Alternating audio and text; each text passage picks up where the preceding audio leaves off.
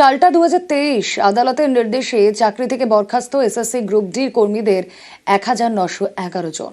আর তাতে বিপাকে উত্তর 24 পরগনার বাগদার একটি স্কুল। চতুর্থ শ্রেণীর কর্মীর অভাবে তাদের কাজ করতে হচ্ছে শিক্ষকদেরই। এমনকি স্কুলের শুরুতে ঘন্টা বাজানো থেকে ছুটির ঘন্টা পর্যন্ত বাজাতে হচ্ছে তাদের। একই অবস্থা বাঁকুড়ার স্কুলেও।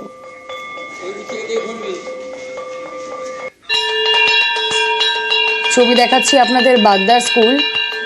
সেখানেও আমরা দেখছি গ্রুপ ডির ভূমিকায় শিক্ষকরাই। কোথাও ঘন্টা বাজাতে হয়েছে শিক্ষকদের, কোথাও জল ভরতে হয়েছে শিক্ষকদের। এই ছবি জেলার বিভিন্ন স্কুলে। আদালতের নির্দেশ আগেও চাপে কয়েকটি স্কুল। বরখাস্ত গ্রুপ ডি কর্মীর কাজ কে করবে না, তারপর আমরা দেখছি শিক্ষকরাই সেই কাজ করছে।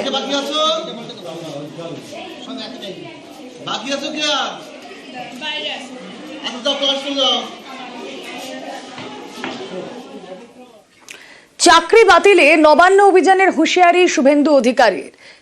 তার পাশাপাশি নাম না করে শুভেন্দু অধিকারীকে পাল্টা হুঁশিয়ারি মমতা বন্দ্যোপাধ্যায়ের।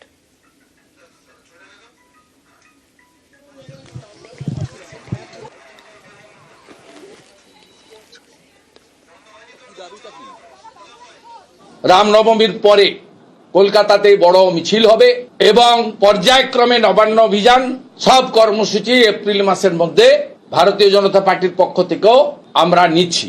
19,000 প্রায় যোগ্য শিক্ষক শিক্ষাকর্মীদের পাশে আমরা আছি।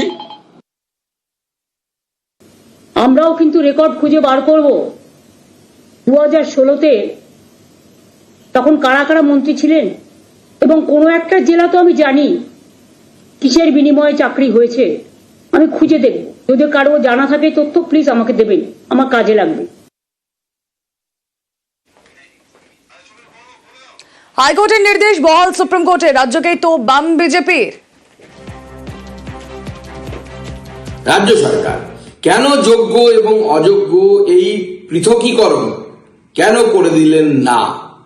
যদি আজকে যোগ্য এবং অযোগ্য এই পৃথকীকরণ মহামান্য আদালতের সামনে রাজ্য সরকার করে দিতেন, তাহলে পরে আজকে কিন্তু এই টোটাল 26,000 প্রায় 25,573 জন এদের কিন্তু চাকরি চলে যেত না। যারা ঘুষখোর জোচ্চোর তৃণমূল নেতা, তাদের জন্য এই এতগুলো পরিবার আজকে রাস্তায় বসলো। আমরা ছেড়ে দেব না। হাইকোর্ট যা বলেছিল, সুপ্রিম কোর্ট তাকে কার্যত মান্যতা দিয়ে বলল যেটা এমন ধরনের অপরাধ হয়েছে, গোটা নিয়োগ প্রক্রিয়াকে যেভাবে কলুষিত করা হয়েছে, এটা রিপেয়ার করার মতন কোনো সুযোগ নেই। 1 বছর সময় পেয়েছিল আমাদের রাজ্যের সরকার।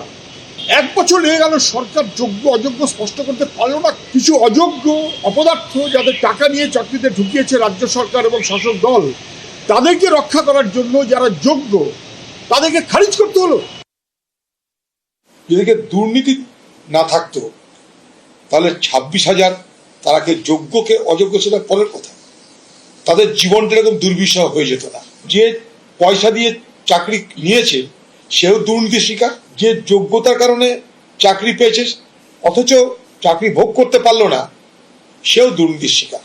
অর্থাৎ আপনি যেদিকে যাবেন সেদিকে কিন্তু মূল কারণটা দুর্নীতি। রাজ্যের শিক্ষা ব্যবস্থাকে ধ্বংস করতে চাইছে বাম বিজেপি, সরব মমতা বন্দ্যোপাধ্যায়। এডুকেশন সিস্টেমটাকে কোলাপস করতে চাইছেন বিজেপি সিপিএম। একবার আপনাদের লজ্জা হলো না? সিপিএম নিজের আমলে কি করতেন? চিরকুটে চাকরি দিতেন। গণশক্তিতে যতগুলো রিপোর্টার চাকরি করে তাদের প্রত্যেকের বউকে আপনারা চাকরি দিয়েছেন চিরকুটে। কই তার তদন্ত তো হয় না? বিজেপি রাজ্যে তো তদন্ত হয় না। হাইকোর্টে এই ভার্ডিক্টটা প্রথম দিয়েছিলেন বিজেপির একজন, যিনি এখন এমপি হয়েছেন। জাজমেন্ট জুডিশিয়ারি ছেড়ে দিয়ে বিজেপির এমপি হয়েছে। আজকে তারা কোন মুখে বড় বড় কথা বলে? তাদের দায়বদ্ধতা নেই, দায়বদ্ধতা ছিল না, এবং আমি বিশ্বাস করি এটা বিজেপি করিয়েছে এবং সিপিএম করিয়েছে। এর জবাব তারা আগামী দিন ভালোভাবে পাবেন। সুপ্রিম রায়ে 26,000 চাকরি বাতিল। সুপ্রিম নির্দেশে বিপর্যস্ত চাকরিহারারা। বিকাশ রঞ্জনকে কটাক্ষ মমতা বন্দ্যোপাধ্যায়। বিপদে পড়লেই আক্রমণ, পাল্টা বিকাশ রঞ্জন। আর আমি অবাক হয়ে যাই, এখানে কেসটা করেছিলেন কে? বিকাশ বাবু। তিনি তো পৃথিবীর সবচেয়ে বৃহত্তম লয়ার। তাকে কেন তিনি এখনো নোবেল প্রাইজ পাচ্ছেন না আমি জানি না, পাওয়া উচিত। ভাবছি একটা রেকমেন্ডেশন করব। লোকে বিপদে বললে ভগবানের স্মরণ নেয়, তৃণমূল এবং মমতা বিপদে বললেই বিকাশ এবং সিপিএম এর স্মরণ নেয়। দেখবেন ওরা কোনো বিপদ বললেই সিপিএম করেছে, বিকাশ ভট্টাচার্য করেছে। সুতরাং এটা হচ্ছে ওরা আমাদের ঈশ্বরপর মনে করে। আমার কাজ আইনি সওয়াল করা, সংবিধানকে তুলে ধরা, সেই কাজটা আমি করেছি। সেটা কাজের জন্যই তো আমরা উকিল। আমরা তো কে হারবে কে জিতবে এইসব ভেবে সওয়াল করি না। একমাত্র এক সুপ্রিম কোর্টের রায়ে সোমা দাসের চাকরি বহাল। তবে সুপ্রিম কোর্টের রায়ে খুশি নন সোমা। যোগ্যদের চাকরি খারিজ হওয়া কাম্য নয় বলেই মত তাঁর।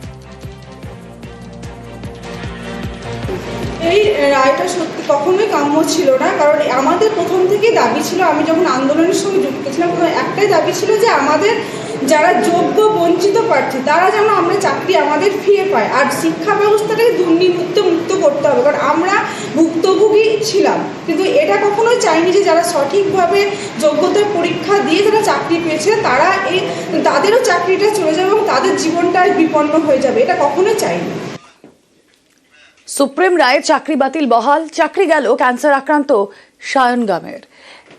কিভাবে চালাবেন ক্যান্সারের চিকিৎসা ভেবে কুল পাচ্ছেন না।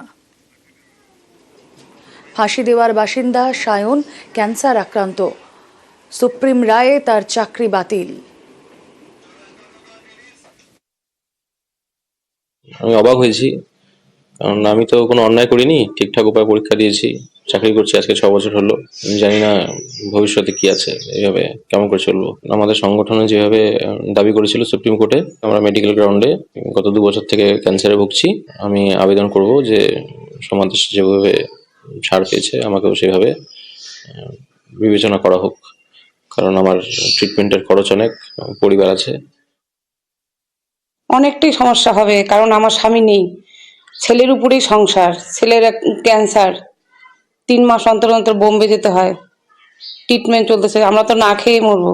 চাকরি চলে গেলে তো ট্রিটমেন্টও হবে না, কি করে ট্রিটমেন্ট করব? একজনের সুবিচার হয়েছে, আমার ছেলের জন্য সুবিচার হয়। সে তো ন্যায্যভাবে চাকরি পেয়েছে।